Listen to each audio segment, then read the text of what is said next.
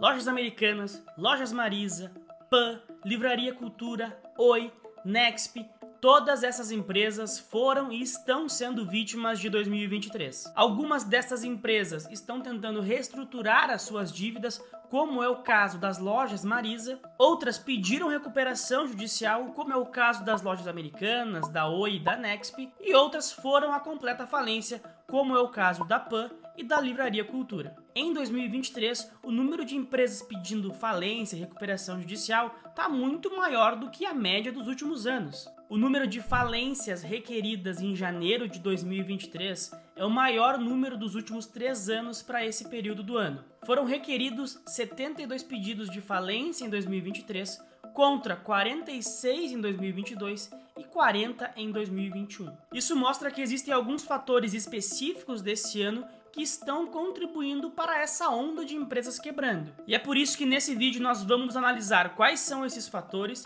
e quais são as empresas mais suscetíveis a sofrerem com eles em 2023.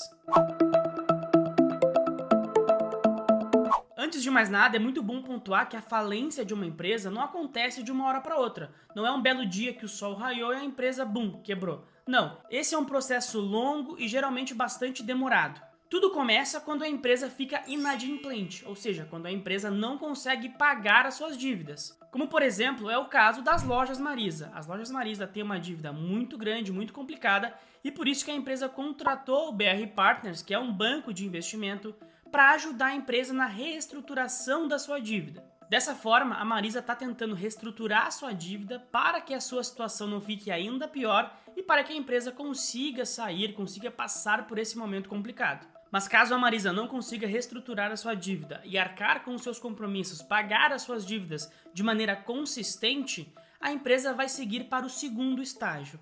Esse segundo estágio é a recuperação judicial. Como, por exemplo, é o caso das lojas Americanas, da Nexp e até mesmo da Oi, que vai pedir novamente recuperação judicial. Quando a empresa está com uma dívida impagável, que ela não consegue mais reestruturar ou renegociar, a empresa entra na justiça com o pedido de recuperação judicial. A justiça vai tentar renegociar as dívidas dessa empresa, negociando um prazo maior para que ela consiga pagar esses credores e até mesmo tendo alguns ativos da empresa como garantia. E dentro desse processo de recuperação judicial, a empresa também precisa apresentar um plano para a justiça, onde a empresa vai detalhar como ela vai fazer o pagamento das suas dívidas e de onde vai vir esse dinheiro.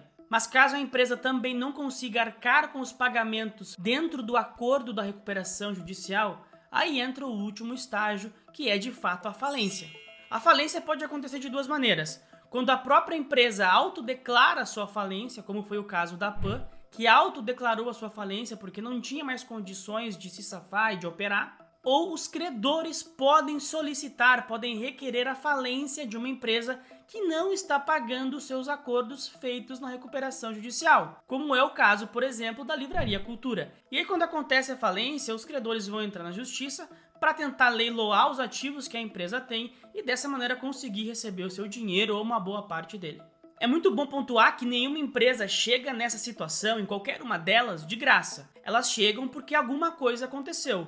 Ou essas empresas são muito mal geridas, ou quando tem um produto que é ruim, ou muitas vezes quando tem um produto que ficou ultrapassado, que não faz mais sentido. Como, por exemplo, a Kodak. A Kodak era uma gigante que vendia câmeras digitais e vendia até mesmo aquelas câmeras analógicas de botar o filme. Mas, com a chegada dos celulares e a melhora das câmeras desses aparelhos, os produtos da Kodak ficaram completamente ultrapassados. Porém, além disso que eu falei, existem alguns fatores macroeconômicos que vêm contribuindo para essa onda de empresas quebrando e pedindo recuperação judicial em 2023.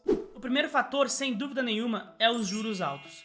Nós estamos com o juro num patamar muito elevado já faz um bom período de tempo. E com toda essa incerteza política e fiscal e essa crise que nós estamos vivendo momentaneamente, a expectativa é que o juro se mantenha nesse patamar elevado por um período ainda maior de tempo. E os juros altos, eles dificultam a vida dessas empresas que estão meio moribundas, que estão mais para lá do que para cá. Porque com os juros mais altos, essas empresas vão ter que pagar mais caro para se financiar. Ou seja, se a empresa pegava um empréstimo antes e pagava 6, 7% ao ano, agora ela tem que pagar 13, 14, 15% ao ano, o que é uma grande diferença, aumenta muito o custo de capital da empresa. Isso sem falar que essas empresas que estão numa situação mais complicada, geralmente têm um custo de capital ainda maior do que o custo médio do mercado. Imagina uma empresa que emitiu debêntures e as debêntures estão vencendo nesse ano. A empresa tem que fazer o pagamento dessas debêntures. Ou a empresa tira esse dinheiro do caixa, ou ela vai emitir novas debêntures para mais adiante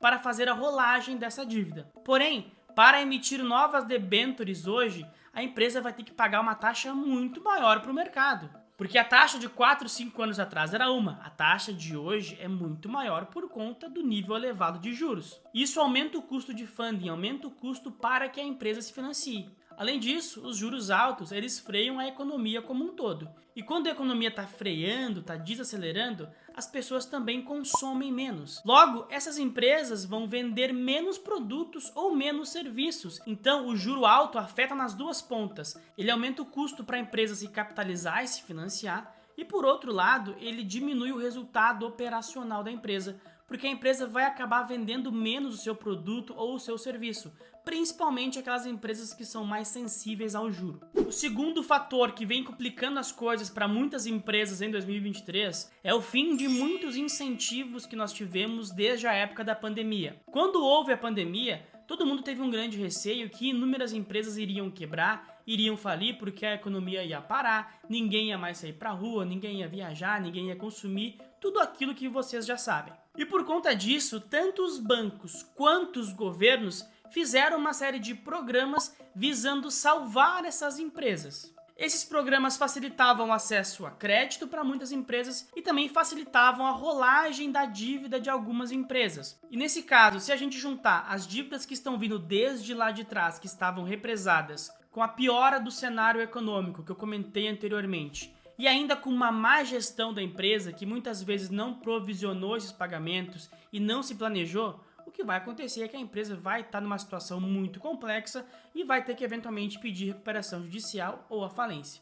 E o terceiro fator é um fator bem recente, é o fator Americanas. Como vocês sabem, a gente teve o caso das Americanas, uma fraude bilionária, a maior da história do Brasil com certeza, e com isso, muitos bancos foram lesados e ainda estão sendo lesados. E por conta disso, os bancos estão ainda mais cautelosos. Eles já ficariam naturalmente mais cautelosos com um cenário de juros altos. Porém, com a situação das Americanas, isso se agravou ainda mais. Os bancos hoje estão muito mais criteriosos para liberarem crédito e prazos para as empresas. Mesmo porque nenhum banco quer correr o risco de passar o que passou com as Americanas novamente. Por isso que está muito complicado para aquelas empresas que têm uma situação financeira e operacional mais delicada de conseguirem crédito com boas taxas e com bons prazos de pagamento. E quando o crédito começa a secar, começa a ficar difícil de conseguir crédito, as coisas ficam muito complicadas e a gente pode sim ver uma quebradeira um pouco mais ampla em vários setores da nossa economia.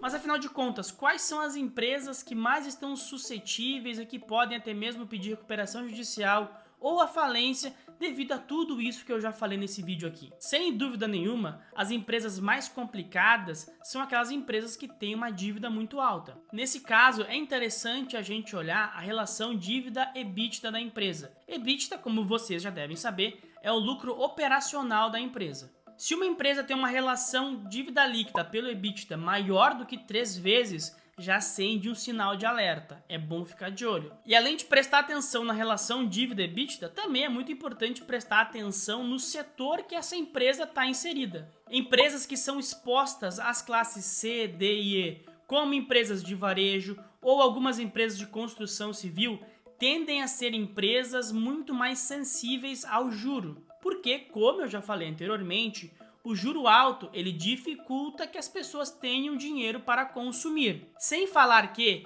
com os juros mais altos, as pessoas tendem a ficar mais inadimplentes. Muita gente deixa de pagar suas dívidas porque não tem dinheiro. E, por exemplo, quando as pessoas deixam de pagar o seu carnê da Magazine Luiza, a empresa vai acabar tendo um rombo no seu faturamento, o que pode levar a empresa também a ficar inadimplente. Por isso que nesse cenário de juros altos e de muita incerteza econômica e fiscal, é bom ficar com os olhos bem abertos ao se olhar, ao se analisar empresas que tenham uma dívida líquida pelo EBITDA maior do que 3 vezes e empresas de setores muito sensíveis aos juros, como é o setor de varejo e como também é o setor de construção civil. Ao que tudo indica, 2023 vai ser um ano bastante complicado, mas se tu não quiser passar aperto, eu vou te dar o caminho certo. O caminho certo é tu te inscrever aqui no meu canal, ativar as notificações e não perder nenhum vídeo do canal, tá bom? Muito obrigado pela atenção e até a próxima.